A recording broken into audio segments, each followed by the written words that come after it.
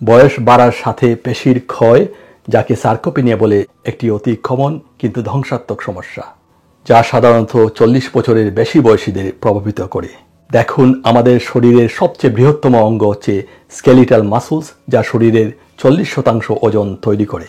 আমাদের মাসুলস বা পেশি কেবল মাংসপিণ্ডই নয়, এটি শরীরের অতি প্রয়োজনীয় বিপাকীয় ফাংশন যেমন ব্লাড সুগার নিয়ন্ত্রণ এবং মুভমেন্টের জন্য অপরিহার্য। তাছাড়া আমাদের পেশিতে আছে প্রচুর মাইটোকন্ড্রিয়া, তাই আপনি যদি পেশি হারান তাহলে শরীরের অনেক মাইটোকন্ড্রিয়া এবং শক্তি তৈরির কারখানা হারাবেন। তাই গবেষণায় প্রমাণিত হয়েছে সার্কোপেনিয়া বা পেশির ক্ষয় অনেক মারাত্মক স্বাস্থ্য ঝুঁকির সাথে সম্পর্কিত। পেশির দুর্বলতা, মাসুল টাইটনেস বা টোন কমে যাওয়া, ক্লান্তি, অবসাদ, হাঁটাচলা ধীর হয়ে যাওয়া, স্বাভাবিকভাবে দৈনন্দিন কাজকর্ম করতে অসুবিধা, সিঁড়ি দিয়ে উঠানামা করতে অসুবিধা, এইসব সার্কোপেনিয়ার লক্ষণ। তবে সৌভাগ্যবশত এটিকে প্রতিরোধ করা যায় এবং পেশি ক্ষয় হলে তা ফিরিয়ে আনারও উপায় রয়েছে। আমি আবু সালে আম্বিয়া, কাজ করছি ইংল্যান্ডের ন্যাশনাল হেলথ সার্ভিসে চার্টার্ড ফিজিওথেরাপিস্ট হিসেবে। আজকে আমি 5টি উপায় শেয়ার করব, যেগুলি বয়সের সাথে পেশির শক্তি এবং ভরকে অক্ষুণ্ণ রাখবে এবং সার্কোপেনিয়া প্রতিরোধে সহায়তা করবে। আপনার প্রিয়জন এবং বন্ধু বান্ধবের সাথে এই গুরুত্বপূর্ণ ভিডিওটি শেয়ার করে নেওয়ার অনুরোধ করছি। যদি এখনও করে না থাকেন, চ্যানেলটি সাবস্ক্রাইব করুন এবং এখানে একটি লাইক দিন, যা চ্যানেলের বৃদ্ধিতে সহায়তা করবে। এজন্য আপনাকে অনেক ধন্যবাদ। চলুন এখন বয়সের সাথে পেশির ক্ষয় বা সার্কোপেনিয়া নিয়ে আলোচনা করি।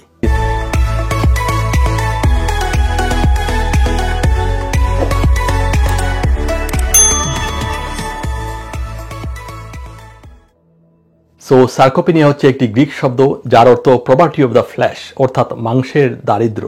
সহজ কথায় হাড়ের ক্ষয়কে যেমন বলা হয় অস্টিওপোরোসিস, তেমনি পেশির ক্ষয় হলো সার্কোপেনিয়া। এটি আপনার শারীরিক অক্ষমতা থেকে শুরু করে অকাল মৃত্যুর কারণ হতে পারে। এখন প্রশ্ন আসতে পারে, সার্কোপেনিয়া কি প্রতিরোধ করা যায়? হ্যাঁ, অবশ্যই যায়। 2019 সালে the international classification of diseases ICD এজন্য এটিকে রোগ হিসাবে স্বীকৃতি দেয়, কারণ এটি প্রতিরোধযোগ্য।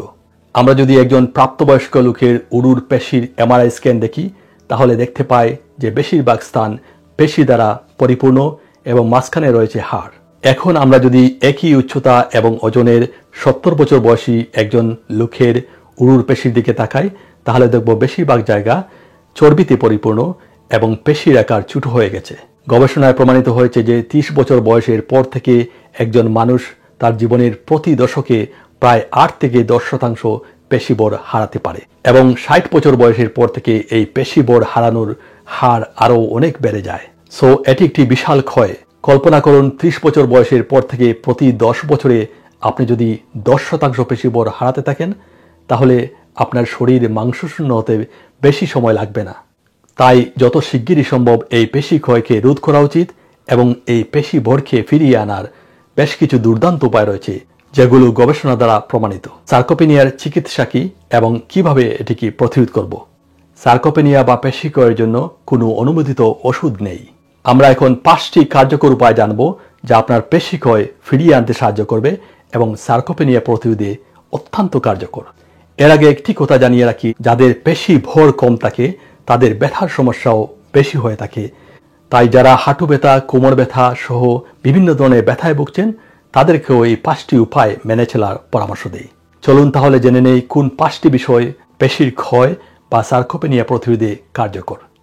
গবেষণায় প্রমাণিত হয়েছে যে বয়সের সাথে পেশির ক্ষয় বা সার্কোপেনিয়া প্রতিরোধের সবচেয়ে প্রথম এবং কার্যকরী উপায় হচ্ছে স্ট্রেংথ ট্রেনিং বা রেজিস্ট্যান্স ট্রেনিং, যা নিয়মিত সপ্তাহে 2 থেকে 3 বার করা উচিত।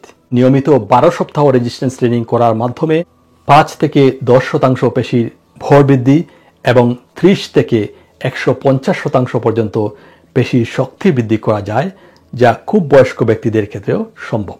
এই ছবিতে আপনি 74 বছর বয়সী একজন ইনঅ্যাক্টিভ পার্সন এবং একজন অ্যাথলেটিক পার্সনের মাসুলের ভর দেখুন। যে কোনো বয়সেই আমরা পেশির ভর এবং শক্তি বৃদ্ধি করতে পারি, তবে তা সম্ভব কেবল নিয়মিত রেজিস্ট্যান্স ট্রেনিং বা স্ট্রেংথ ট্রেনিং করার মাধ্যমে। এখন জেনে নেই রেজিস্ট্যান্স ট্রেনিং কি।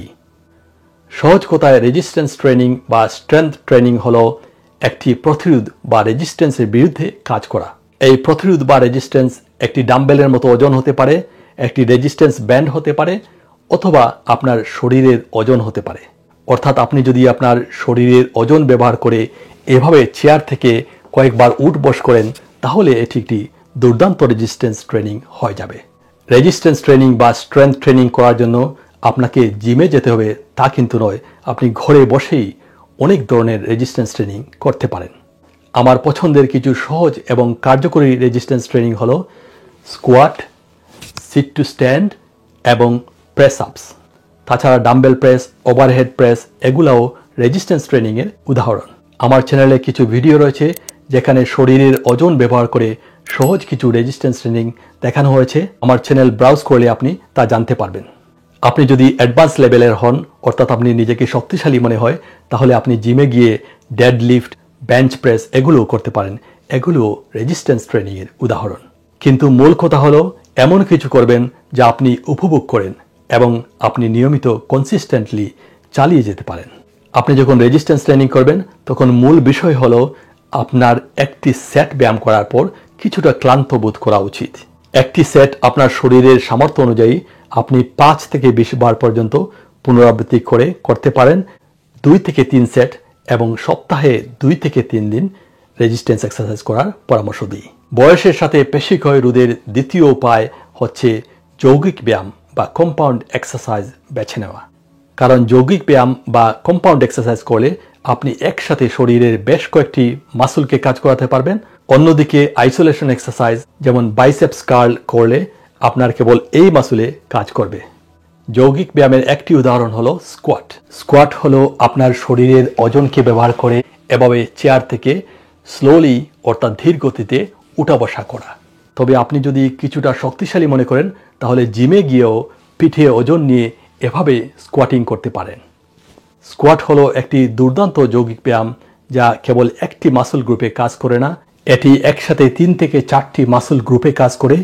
এটি আপনার নিতম্ব বা হিপের মাসলে কাজ করে, যা আপনাকে বসা থেকে উঠতে এবং সামনে এগিয়ে যেতে সাহায্য করে। এটি আপনার উরুর পেশির চতুর্দিকে কাজ করে, অর্থাৎ কোয়াডস এবং হ্যামস্ট্রিং মাসলে শক্তি বৃদ্ধিতে কাজ করে।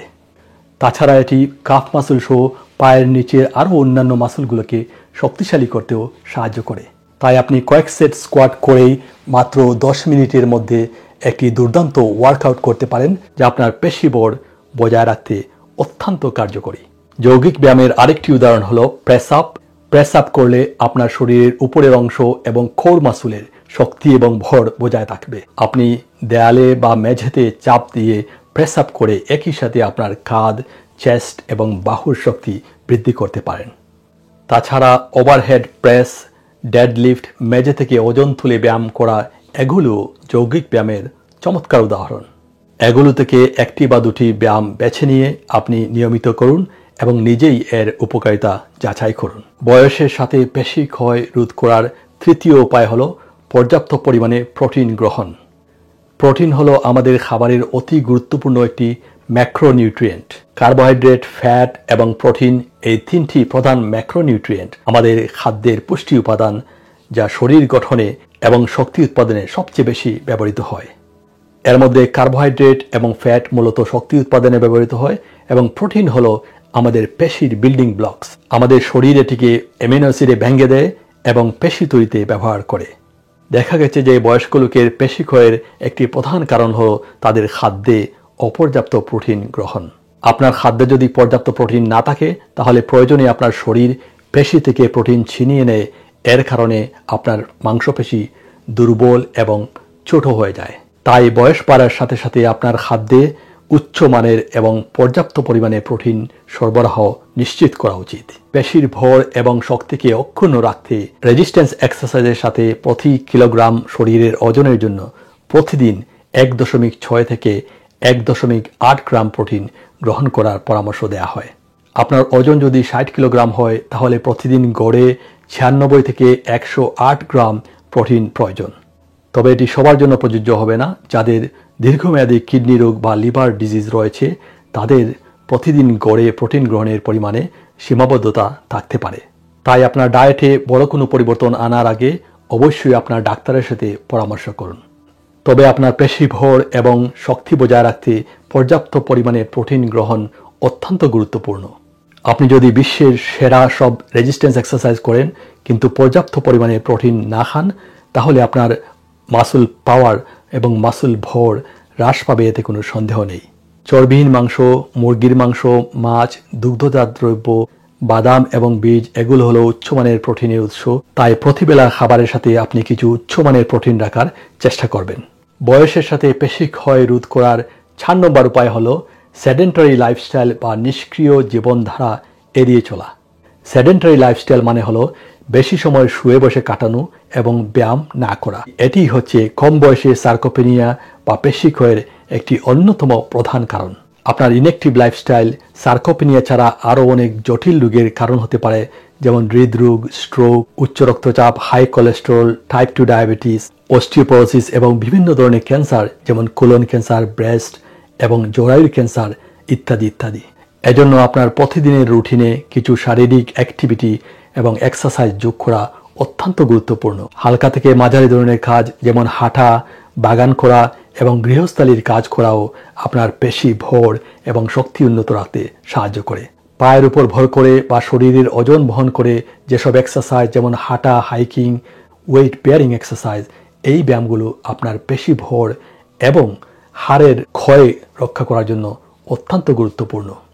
প্রতি সপ্তাহে 150 মিনিট অর্থাৎ দিনে 30 মিনিট হাঁটলে এবং সপ্তাহে 2 থেকে 3 দিন রেজিস্ট্যান্স এক্সারসাইজ করলে আপনি আজীবন পেশির ভর এবং শক্তি অক্ষুণ্ণ রাখতে পারবেন। আমরা যখন হাঁটি তখন এটি হাড়ের কাছে একটি সংকেত পাঠায় যে আমাদের শরীরের ওজনকে বহন করার জন্য হাড় যেন পর্যাপ্ত ঘনত্ব বজায় রাখে। তখন হাড়গুলো মজবুত থাকে। তাই বয়সের সাথে সাথে আমাদের পর্যাপ্ত পরিমাণে হাঁটা প্রয়োজন। আপনার পেশির বল বজায় রাখতে প্রতিদিন কমপক্ষে 30 মিনিট বা 5 থেকে 10,000 স্টেপস দেওয়ার চেষ্টা করুন। আরেকটি সহজ কাজ আপনি করতে পারেন, সুযোগ পেলেই আপনি সিঁড়ি ব্যবহার করবেন।